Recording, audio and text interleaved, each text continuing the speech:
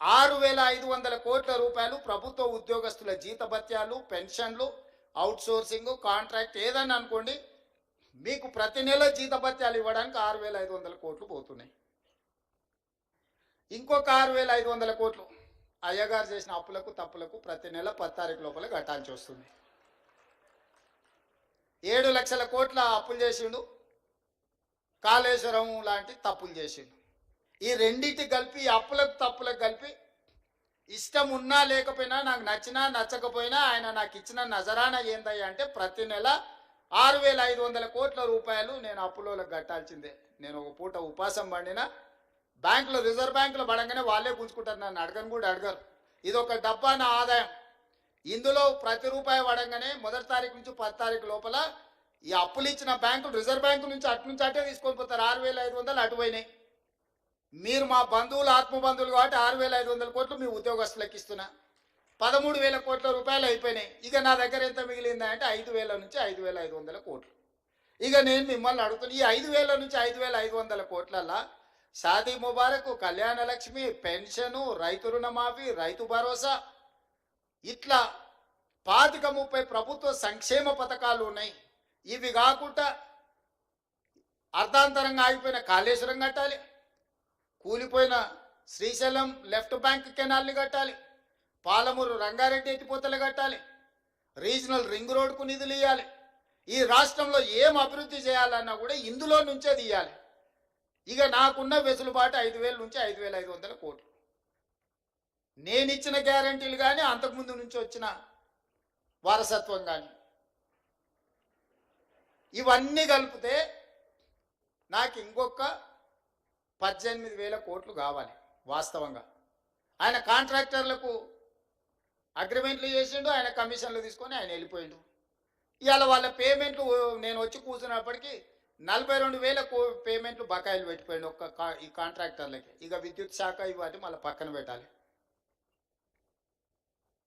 అట్లా నేను minimum welfare ఉన్న వాటిని ఒక మాదిరిగా నడపాలంటే నాకు 22,000 కోట్లు కావాలి. 22,000 కోట్లు నాకు వస్తే ఇప్పుడున్న కమిట్మెంట్స్ ఏదైతే వెల్ఫేర్లో ఇప్పుడు నేను చెప్పిన రైతు భరోసా కావచ్చు, లేకపోతే ఆర్టీసీ బస్సు కావచ్చు, లేకపోతే ఉచిత కరెంటు కావచ్చు, ఇంటికి సిలిండర్ కావచ్చు, రాజీవ్ ఆరోగ్యశ్రీ, ఇట్లా ఇవన్నీ కలిపితే 22,000 కావాలి. 22,000 అంటే 13,000 ఇవి తీసేస్తే 9,000 కోట్లు ఉంటే నేను ఇవన్నీ సమన్వయం చేయగలుగుతా 15 తారీఖు లోపల. ఇంకొక 8,000 కోట్లు ఉంటే ఈయన కాంట్రాక్టర్లకు పెట్టిపోయిన అప్పులకు బిల్లులు కట్టాలి. ఆ బిల్లులు పక్కన పెట్టినా కూడా 9,000 కావాలి. 9,000కి నాకు 5,500 ఉన్నాయి. అందుకే ఓ నెల ఆశా వర్కర్లకు పెండింగ్ పెడితే, ఓ రోజు అంగన్వాడీ వర్కర్లకు పెండింగ్ పెడితే, ఓ రోజు షాదీ ముబారక్ పెండింగ్ పెడితే, ఓ రోజు కళ్యాణ లక్ష్మి పెండింగ్ పెడితే, అంటే ఓ నెల పాల పైసలు ఇచ్చి ఇంటికి రాయపి, ఓ నెల ఇంటికి రాయి ఇచ్చేసి పిల్లల ఫీజులు బకాయిలు పెట్టి, పిల్లల ఫీజులు ఒక నెల కట్టి, ఇట్లా రొటేషన్ చేసే పనే జరుగుతుంది. ఇవన్నీ నేను చెప్తా, రాష్ట్రం దివాలా తీసిందని బయటికి చెప్తావా నువ్వు అంటాడు. ఊపర్ శర్వాని అందరు పరిశాని. ఎన్ని రోజులు కప్పిపుచ్చుకోవాలి? క్యాన్సర్ ముదిరిపోతుంటే నేను బాగున్నా, కండలు తిరిగినాయి, నాకు 6 ప్యాక్ ఉందని ఎన్ని రోజులు అబద్ధం చెప్పాలి నేను? మీరు చెప్పండి. ఈ రాష్ట్రానికి ఆర్థికంగా ఆయన గారు క్యాన్సర్ ఇచ్చిపోయిండు. ఆ క్యాన్సర్ నుంచి నేను కోలుకొని దాన్ని ఏదో రకంగా ఆరోగ్యం సాధించి దీన్ని ముందుకు తీసుకెళ్లాలనే ప్రయత్నం చేస్తుంటే నువ్వేం చేయలేదు, నువ్వు దిగిపో అంటాడు. అరే మీరు అందరు 5 ఏళ్ల కోసం కదా ఎక్కించింది, నా పేరు మీదనే మీ దగ్గరకు వచ్చి దండం పెడితే రాహుల్ గాంధీ గారు వచ్చి అరే గీననే మా ఓడి నన్ను చూసి ఓటేరి, నన్ను కూడా చూసి ఓటేరు అని 10 నెలలకే దిగిపో అంటాడేంది? 10 ఏళ్ళు కుర్చీలో కూర్చున్నాయన. ఇప్పుడు మీరు ప్రభుత్వ ఉద్యోగులు, ఇవాళ మీకు నియామక పత్రం ఇస్తున్నాం, వచ్చే సంవత్సరం మీరు రిటైర్ అయిపోయి మీరు దిగిపోతుందంటే మీరు ఊరుకుంటారా మిత్రులారా? మీకు ఒక నిబంధన ప్రకారమే మిమ్మల్ని నియామకం చేపడుతున్నాం కదా. ఇవాళ మీకు నియామక పత్రాలు అందిస్తున్నట్టు ఒక నియమ నిబంధనల ప్రకారమే కదా. మరి ఒక 5 ఏళ్ల కోసం మీరు ఆశీర్వదించి 65 సీట్లు ఇచ్చి, సార్ నువ్వు నడుపు, మేము ఉంటాం, ఏంది కష్టం నష్టం వస్తే మేము అండగా వాడితే ఓ పూట వెనక ముందైనా కలిసి, ఓ అవసరమైతే అందరం కలిసి ఓ పూట ఉపాసం పండైనా మంచి చేద్దామని మీరు అందరు సహకరిస్తుంటే వాళ్ళ బాధ ఏంది, వాళ్ళ దుఃఖం ఏంది? ఎప్పుడైనా చూసిర్రా వాళ్ళ అసహనం, వాళ్ళ కోపం? ఏం గుంజుకున్నా వాళ్ళది? నేను ఏం ఫామ్ హౌస్ గుంజుకున్నానా? ఈ కుర్చీ కూడా మీరు గుంజుకొని నాకు ఇచ్చారు, నేనేం గుంజుకోలేదే. మీరు అందరు కలిసి ఇక లాభం లేదా, నువ్వు దిగు, ఇక నువ్వు ఉన్నా ఒకటే లేకున్నా ఒకటే, పోతెంత ఉంతెంత అని చెప్పి దించి మీరు అప్పచెప్తారు. నేను పని చేయనియాలి కదా నన్ను. ఇప్పుడు నన్ను పని చేయనిస్తేనే కదా ఇవాళ ఇక్కడికి వచ్చి మీ ముందు నిలబడి మీ నియామక పత్రాలు ఇవ్వగలిగిన కదా. ఆయన 12 ఏళ్లలో చేసినట్టే నేనెందుకు చేయడానికి అవకాశం వస్తుండే. ఆయన పాలమూరు రంగారెడ్డి ఎత్తిపోతలు పూర్తి చేసి ఇవాళ నేను కొట్లాడాల్సిన అవసరం ఎందుకుంది. ఎస్ఎల్బిసి 2005 6లో మొదలుపెట్టింది, 2026 వచ్చిన పూర్తి చేయనందుకే కానీ మనం మొదలు పెడితే ప్రమాదం జరిగి 8 మంది ప్రాణాలు కోల్పోయినరు.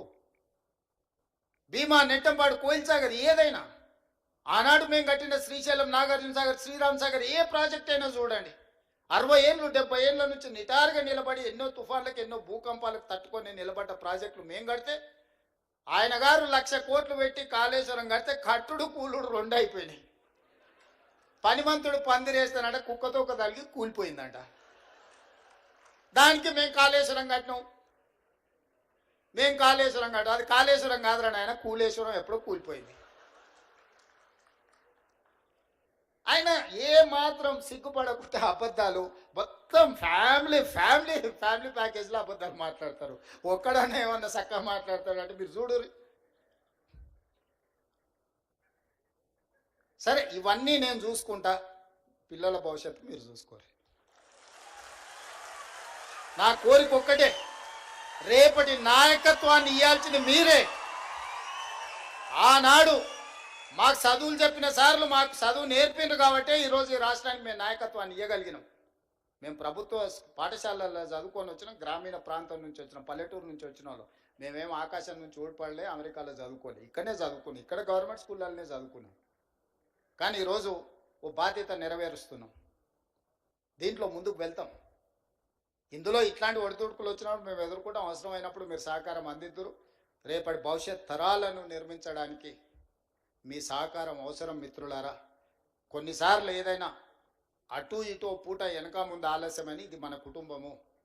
మన కుటుంబంలో నెల జీతం సరిపోనప్పుడు మనం ఎట్లయితే సమన్వయం చేసుకొని, ఓసారి ఇంటికి రాయి 4 రోజులు, ఓసారి పాల పైసలు, ఓసారి పిల్లల ఫీజులు, ఓసారి ఆ దవాఖాన ఖర్చులు, ఓసారి పండుగ కొత్త బట్టలు కొనుక్కోకుండా కూడా పాత వాటిని ఉతికి ఇస్త్రీ చేసుకొని మంచిగా దొడుక్కుంటాం. వీళ్ళు ఎదురు ఉన్నోళ్ళు ఏమన్నా అనుకుంటారేమో.